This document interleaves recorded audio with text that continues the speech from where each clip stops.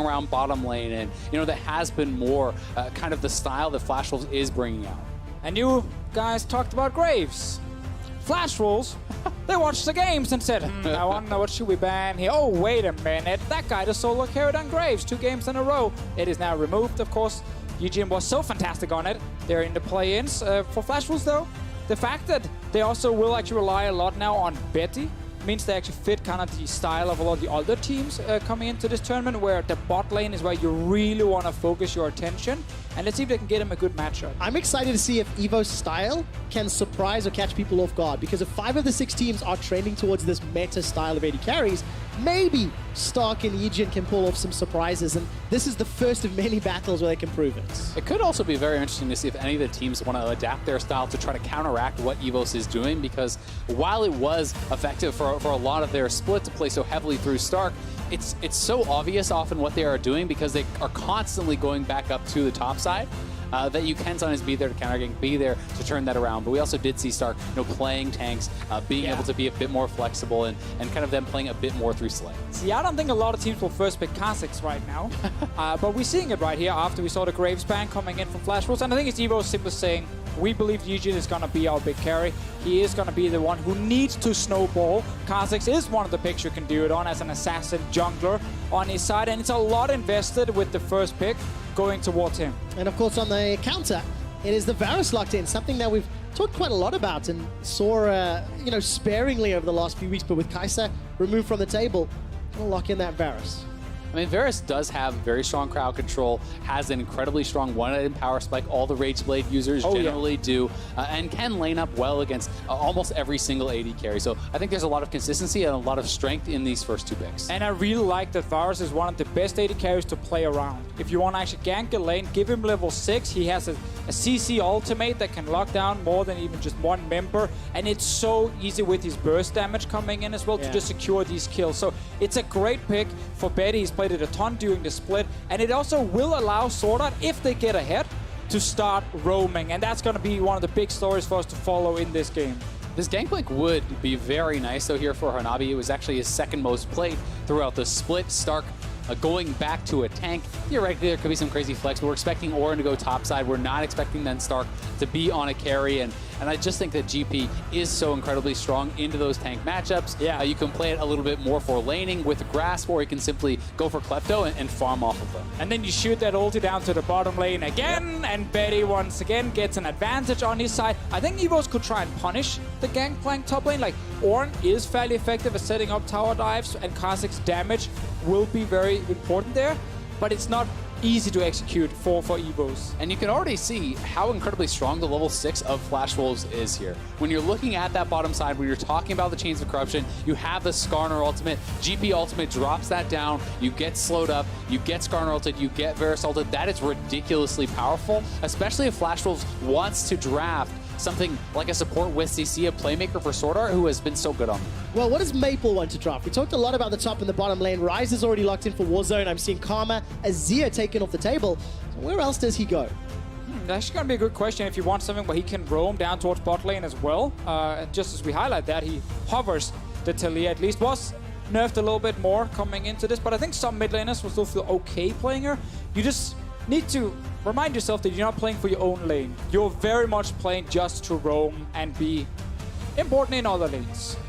And that's what really every pick is saying for the Flash Wolves. So it makes, bot lane, bot lane, bot makes lane. a lot of sense. And they're kind of challenging EVOS here, and YiJin in particular, to be able to adapt their playstyle to that, to be able to match the pressure in the bottom side. And Tahm Kench, I think, is a fantastic support to pick against this sort of style. When you have all these heavy CC level 6 ultimates, Tahm Kench can save you from that. But sadly, then Tahm Kench cannot stop you from perma-pushing you under the turret. Morgana, if she gets locked in, clicks W on the wave. Varus has 2 abilities that can kill the minions as well. And then you can just perma-shove this lane into the turret.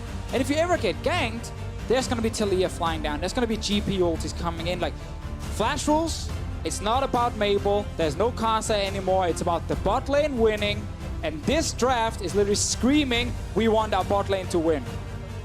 What do we think of the Kog'Maw pick into that? Because while the top He saw Uzi do it. He's like, I got it. Right. I just get nervous when I see that low mobility, no escape ADC into this type of draft. So it's risky. It is. And what I will say is I think it's high risk, high reward because there is not really a true pure tank on Flashwolf's team. Yes, there is a Skarner, but generally speaking, it's not going to be ultra tanky. If you can protect the Kog'Maw with this Ornn, with this Tahm Kench in front of him, he can shred through most of the members there on Flashwolves, but it's going to be down to YiJin creating pressure with this early Kha'Zix pick, you know, getting his tanks ahead, especially if you can pick on that Gangplank on the top side of the map, get your Ornn ahead, that's the engage you need. That's the front line that can enable this Kog'Maw to take over. And if he wants to go mid lane, there should be a cleanse from Mabel. He's sitting on it right now, and I believe it's going to be the same when he loads into the game. Just make it a little bit harder, but that could be the other one. Like, generally, you want to gank solo laners as a Kha'Zix, and when you first pick this jungler for him, you're very much setting him up to succeed, but can he do it alone against what is a very well-built composition from Flashwolves that is setting Betty up to carry? Oh, which direction does YiJin go? What lane? What plays can YiJin make? Because against Supermassive, he was there. He was able to respond and was able to show up. Just earlier this week, EVOS and Flashwolves eliminated Supermassive and Gambit respectively. Now we get to see them face off at least twice here in the group stage of MSI, and it is the final of that play-ins, is what we'll call it. Could be a draw, could split 1-1. You're an EU after all, you know how we love our ties. Yeah, it's really unfair when you think about the tournament format, you know? It is 2 games in the group stage. EU is the only people that have practiced those BO2s.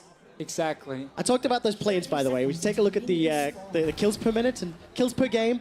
16 during the play-in series and 14.3. I don't know if it's going to be quite as dramatic today, though I do hope that it will be. It all depends on their jungler in this game. I think they want to play that way. They're used to playing with a lot of fights because they get forced on you in Vietnam. You don't have a choice. You can't just sit and play super slow in that region. So they're used to going toe-to-toe, but I think Flashwolves on their side, like they have some of the picks that can challenge in early skirmishes, and also they have been playing a split in the LMS where there's been a lot of Korean imports coming in. There's been a lot of other teams trying to challenge in terms of just pure mechanics, and that's kind of what EVOS is going to bring in this game here. And Flashwolves really has kind of stood the test of time in their region. You know, AHQ has been gone. Oh, RonOP. Oh, definitely not the most OP of moves. Summoner heal already used, flash blown. But he could run away. That lane was going to be difficult already, and now it gets even more difficult. But we're not done yet. Well, we're going to talk about a lot of combined kills per minute, setting up for potential.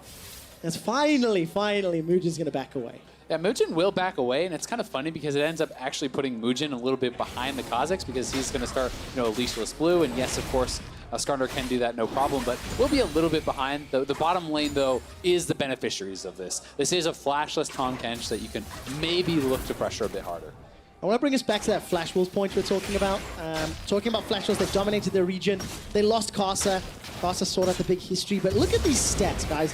First in gold at 15, highest Drake percentage, highest Baron percentage, largest time of the major lead. It's insane how dominant this team has been for how long. Yeah, it's just crazy that it can always do it. Let's see what happens around here. YiJin is very low. Oh, we're going to force the flash. All right, but that was the guy we were talking about needed to snowball and get really far ahead. That's obviously not a good start. Mabel just finds him.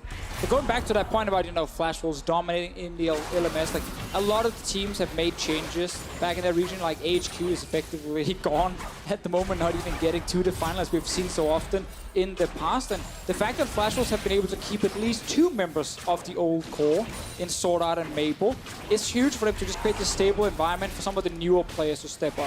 Yeah, definitely so. I mean, the landscape of the LMS is changing, right? You know, you mentioned AHQ kind of falling off, but J-Team did not have a strong year. It was G-Rex and Flashwolves essentially at the top, and despite the fact that Flashwolves has a couple of these rookies on their team, they're able to perform. They're able to dominate their region again. Those statistics are by far the best in the tournament, but the question has to become, can you put on that kind of a show against the top teams from the rest of the world? And that's what they are looking to prove here. Well, we're going to have to find out because the last time we saw Flashwolves internationally, they went 1-5 in World Group Stage last year. It was a very disappointing performance. And as it stands, some shenanigans in the early game has not really resulted in a whole lot yet. But this is where YiJin starts to wake up, got access to at least his core abilities, and he's a bit of a crazy jungler. Yeah, He's effectively the guy you look at. Before it was Levi with Gigabyte Marines, SOFM has also been one of the famous junglers coming from that region. But YiJin specifically, I think, is he's not as smart in the way he plays. He's just extremely aggressive, and he's just mechanically very gifted. So he knows when he can take a fight and win it. But he oftentimes can show up kind of randomly. You know, like, oh, here you should be bot lane and doing something. Nah, he's top lane fighting the enemy jungler. And it is a very risky play style. But if it works, then he takes over the game. The best part is they can't know where you're going to be if you don't know where you're going to be. That's the key, man. You Now can't he's going to game mid I lane. mean, look at this. Like, I know CSD is a bit of an awkward one, but plus 29 from the play-in stages. Pretty impressive stats here. And Moojin's going to have to try and figure out, like, how do you predict, how do you anticipate what YiJin can do when Kha'Zix can be anywhere once he gets that stealth, once he gets the ability to leap. The junglers are going to at least see each other for now. Yeah, and losing the early flash honestly does hurt him so much because it makes it so terrifying to ever kind of run into the Skarner. And Flash Wolves wants to essentially have a no-action game until 6. Yep. Once you have your ultimates, you're going to feel so good to fight. So the fact that they force those early flashes, you may say, oh, well, that's not a kill, it's not that big of a deal. That actually completely dismantled the early game. And you can see how YiJin's under pressure. What? Whoa! What was that? Hey, I said it was random stuff happening from YiJin. He never left. He had like 1 HP. He was being killed by the chickens and then donated it to I mean, his Moojin. smite was Oh, no. almost ready. I thought he was going to use it, but now bot lane. Well, take a look for the crystal slashes. Manages to get a 2-man stun. Devour comes up by RonOP, but it simply does not matter. Seismic shove! Manages to pick up the kill, and that's 2 more for Flash Wolves. Hey, Azael, I thought you said level 6. Yeah. Well, turns out you don't need level 6. No, you don't when the enemy jungler is effectively killing himself on the Raptor camp, and you're standing right next to him as a jungler. You walk in, you kill him, and that set up the easiest roam to the bottom lane. This was not supposed to happen. Azael is 100% correct. Wait for level 6 normally with Taliyah, Skarner. They just got gifted 3 kills. He is flashless. He sees the opposing jungler there. He is down about 10% HP, decides not to retreat. And then look at the flash. Still not back up here for RonOP from the start, so no chance of escaping from him. And just a beautiful roam down from Maple gets them a massive lead. A 6-minute 2K plus lead for them. And they didn't even have to expend the ultimates. They weren't even at level 6. When they hit level 6 now, those repeat ganks become that much easier. Well, Stark's going to find himself under some pressure. Very big minion wave to contest with. Already flashing forward. Take a look at the minimap. Maple's making his way up. Stark has already used Call of the Forge God, and another kill donated to Maple. So another roam from Flash Wolves. They get another kill, and just to make it even worse, whenever we see them get kills, they also manage to get flashes. That now makes it even easier. You have sooner Varus ulti. That's a very easy skill shot to land on a no-flash target. You're going to have Mabel coming down behind them with walls. Skarner ultis. Like, no flashes makes it just impossible to survive the next few ganks, and you've already died when you had the flash. And that's why it's so important to be able to analyze those situations and say, okay, yep, I'm dead. Like, that sucks, but there's no getting out of this. Accept your death.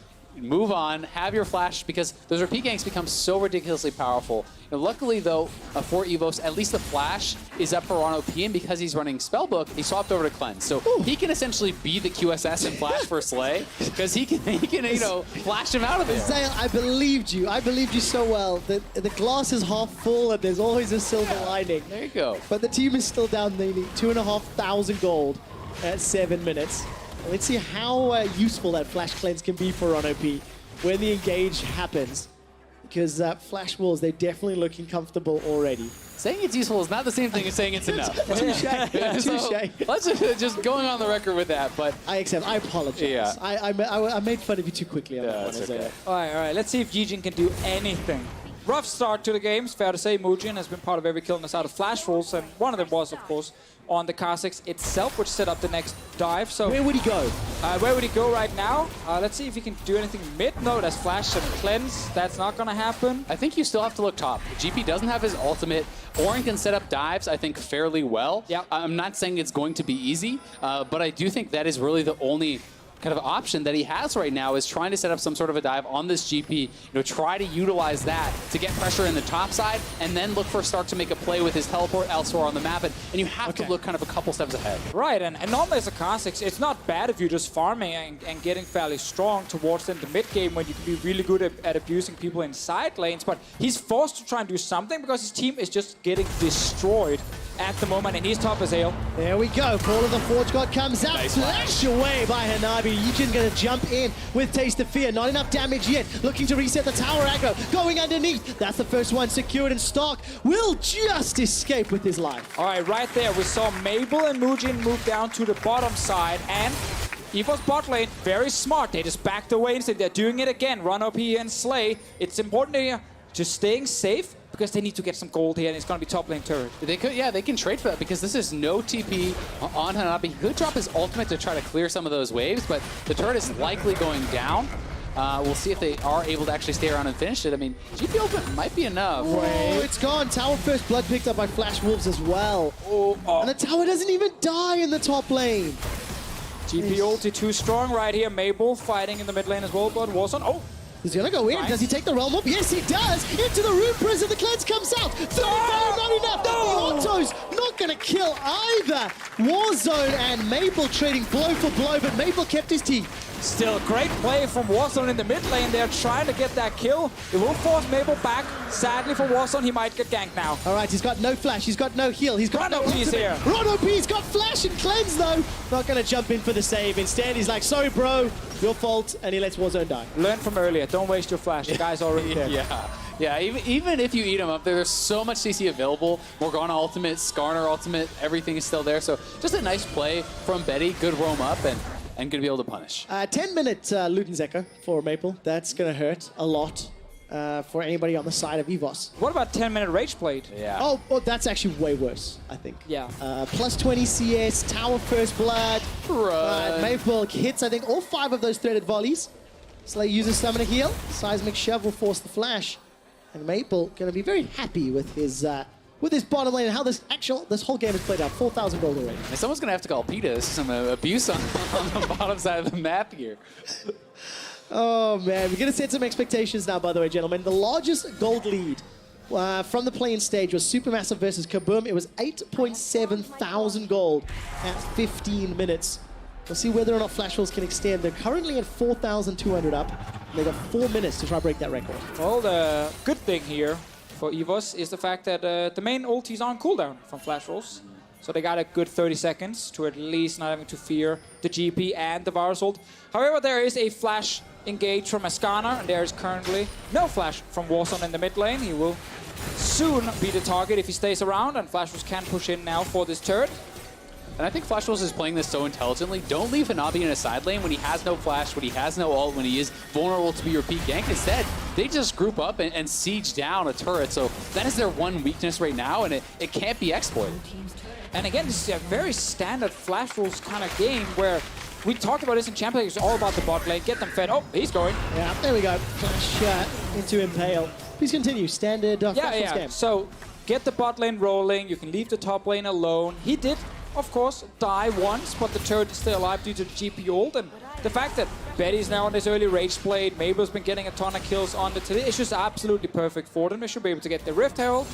And I don't think EVOS can do absolutely anything. Oh, they're trying though.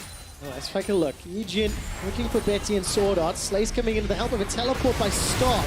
Now Maple is in the river already, and that's just gone horribly wrong. YiJin is killed before he can get into the fight. Rift Herald is picked up on the back end of that, and Hanabi will bounce those barrels to push this wave in even further. Yeah, I mean, that's a rough one, but they're trying to play to win. They know they're so far behind. They know they need to make a play. It didn't work, though. Moojin is coming in from behind with the flank here. Oh, some damage going down. Stark's not going to find the charge, though. 6,000 gold up off Flash Wolves. 2 minutes to go before they can break that record of the largest gold lead in MSI 2018. The tower will not fall.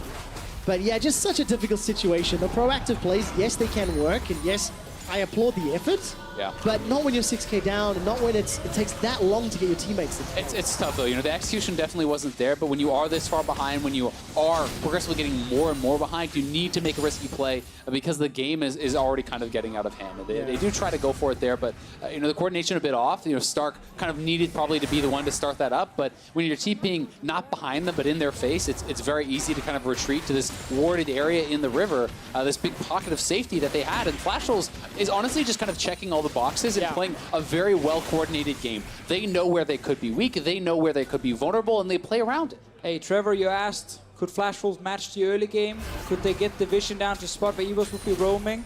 The answer was yes, they could. Resoundingly. Yeah, they have full control of this game here. Of course, there's been some mistakes they've been able to punish, but they're also setting it up correctly. And the only thing I'm kind of looking at is it can Stark get together with his team and use ulti while there's still some flashes on cooldown from some of the squishy members on the side of Flash Wolves. If he can't do that and he's just sitting side lane for the next few minutes, it gets almost impossible for them to actually start a fight because you can just flash away from the Ornn.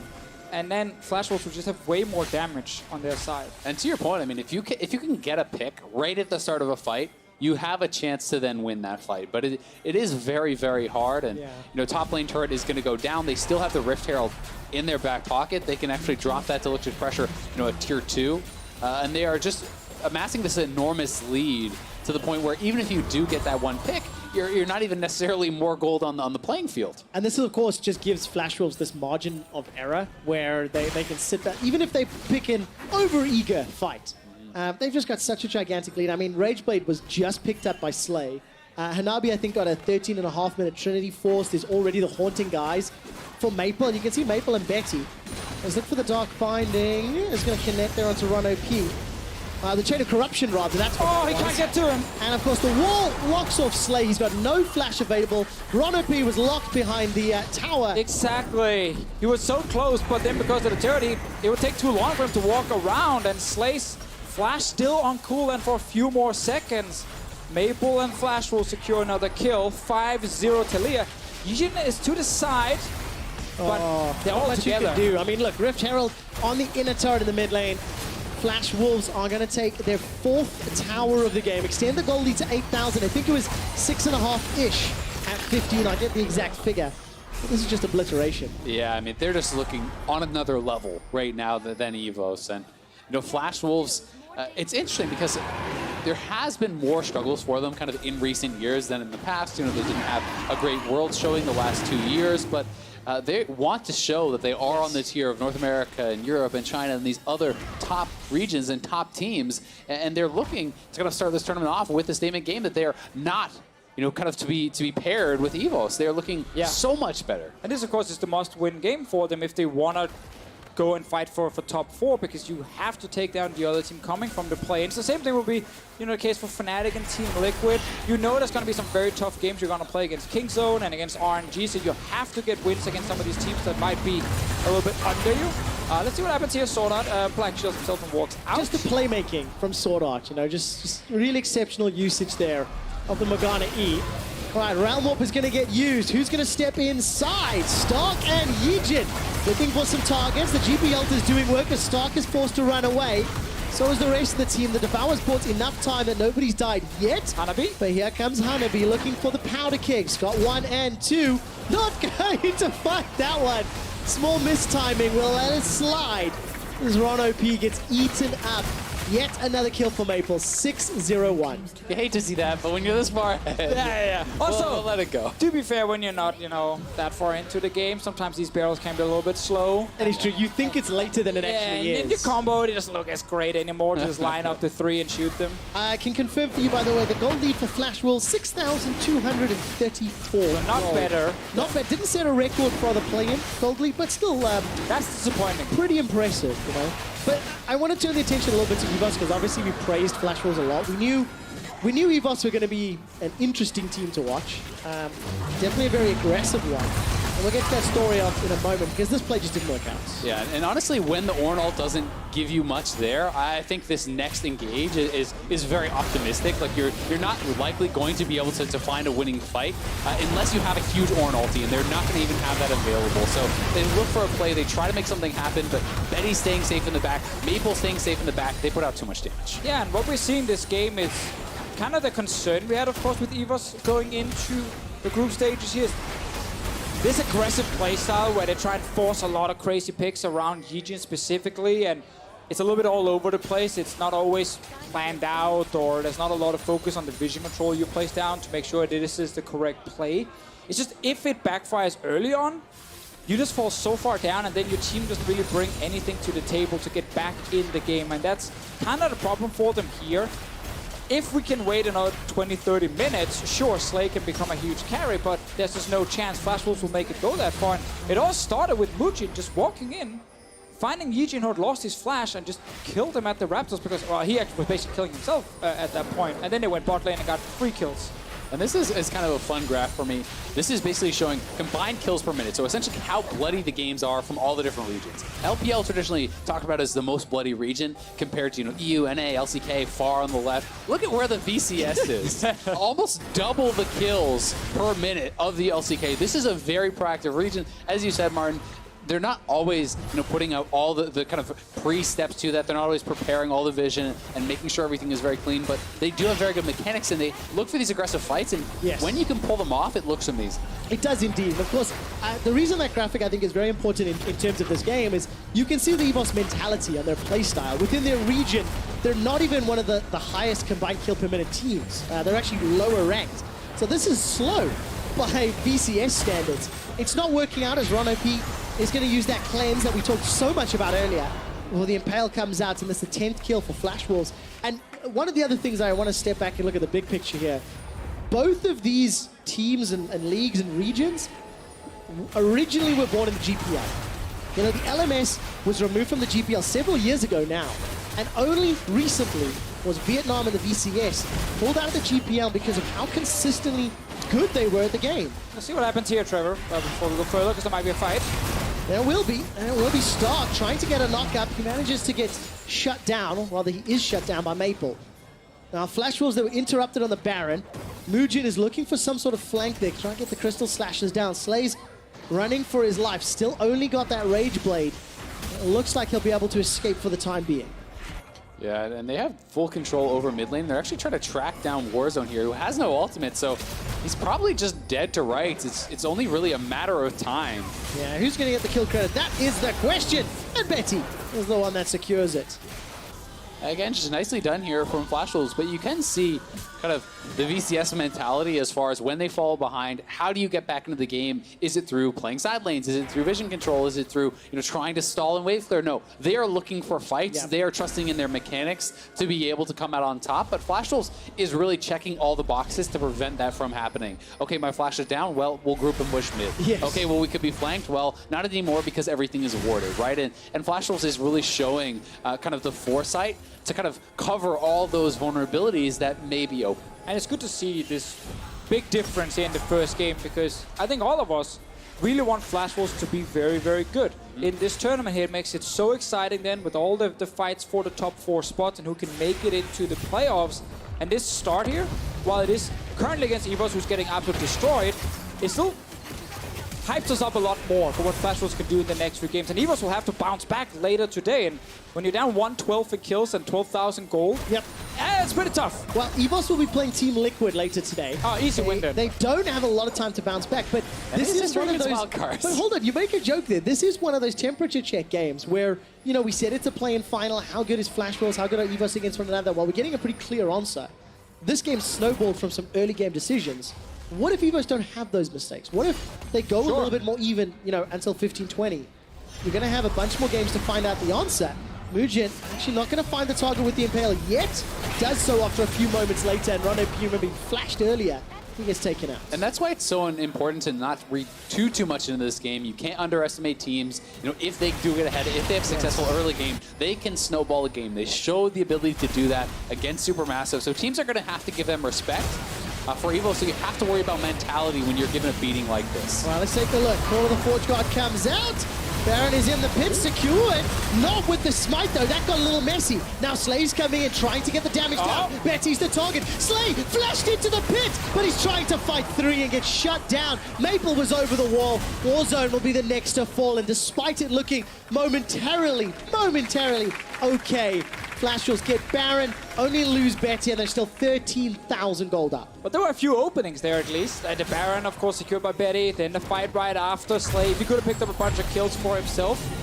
Could have been something, but Flash Wolves will get the Baron here, and we should be looking at just another big push coming, giving them multiple inhibs, and then they can actually close out the game right after. Let's see the fight once again. Remember, RonOP is dead.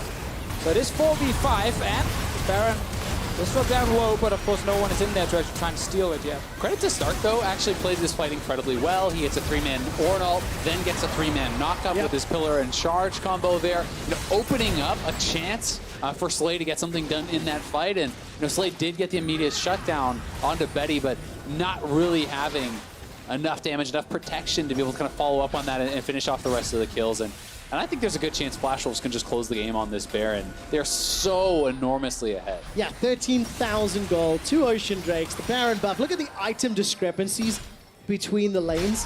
For Flash Wolves now, it feels sort of just like a matter of time.